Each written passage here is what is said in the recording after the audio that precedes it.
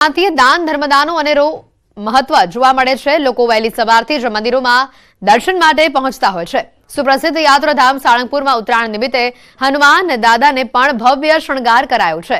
પતંગ, દોરા, ચીકી અને લાડુ સહિતની વાનગીઓનો શણગાર કરાયો છે અને આ શણગાર જોઈને ભક્તો પણ ધન્યતા અનુભવી રહ્યા છે। વહેલી સવારથી મંદિરોમાં ભક્તોની ભીડ જામી છે। સમગ્ર મંદિર પતંગોથી શણગારવામાં આવ્યું છે। પાવન પર્વ પર મોટી સંખ્યામાં મંદિરમાં દર્શનાર્થે લોકો આવી રહ્યા છે।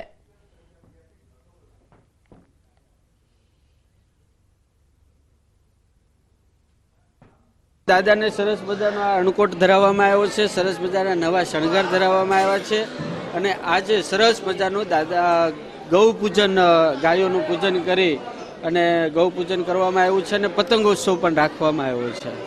અયોધ્યામાં ભગવાન રામના ભવ્ય મંદિરની પ્રાણ પ્રતિષ્ઠાનો અવસર આગામી 22 જાન્યુઆરીએ યોજાવા જઈ રહ્યો છે। ત્યારે પ્રધાનમંત્રી નરેન્દ્ર મોદી આ પવિત્ર ઉત્સવને લઈને 22 જાન્યુઆરી સુધી દેશભરના તમામ નાના મોટા ધર્મસ્થાનોની સ્વચ્છતા સફાઈ માટે સાર્વત્રિક રીતે સફાઈ અભિયાન હાથ ધરવાનું દેશવાસીઓને આહવાન કર્યું છે। અને જેને લઈને ગુજરાતમાં નાના મોટા તમામ ધાર્મિક સ્થળોને સ્વચ્છ અને સુદૃઢ બનાવવા સફાઈ અભિયાનનું જન આંદોલન હાથ ધરાશે। મુખ્યમંત્રી ભૂપેન્દ્ર પટેલ રાજ્યવ્યાપી અભિયાનમાં જોડાયા અને ગાંધીનગર નજીકના ધોળેશ્વર મહાદેવ મંદિરમાં સફાઈ કરી।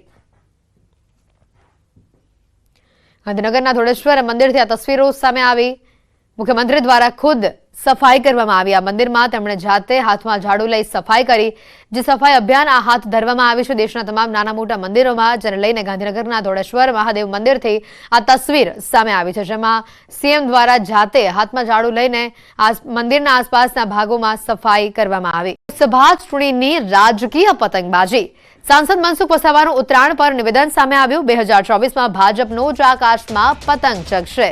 કોંગ્રેસની દોરી કાચી પડશે, પેચ કપાશે। આમ આદમી પાર્ટીની દોરી મજધારે જ કપાઈ જશે।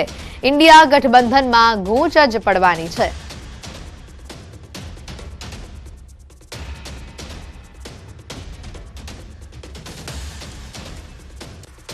અનેક લોકોની પતંગો ખૂબ ઊંચાઈ સુધી ઉડવાની છે, અનેક લોકોના પેચ કપાવાના છે। તો આ વખતે ભારતીય જનતા પાર્ટીની પતંગો ખૂબ આકાશમાં ઉડવાની છે અને સંપૂર્ણ પ્રમાણે દેશમાં સંપૂર્ણ બહુમતી સાથે દેશના પ્રધાનમંત્રી નરેન્દ્રભાઈ મોદી સત્તારૂઢ થાય એ પ્રકારની સીટો આ વખતે આવવાની છે। સમગ્ર દેશ ને ગુજરાતમાં તો ભાજપ સિવાય બીજી કોઈ પાર્ટી આપણને દેખાતી નથી। કોંગ્રેસના પણ કોઈ એવા ચિહ્નો દેખાતા નથી કે ભાજપની સામે કે ભાજપના કોઈ પેચ આ વખતે કાપી શકે, કે ભાજપની જે પતંગો આકાશમાં ઉડવાની છે એને એ કાપી શકે। એ સ્થિતિ આજે જોવા મળતી નથી। એટલે સ્વાભાવિક છે કે મોદીનો માજો જ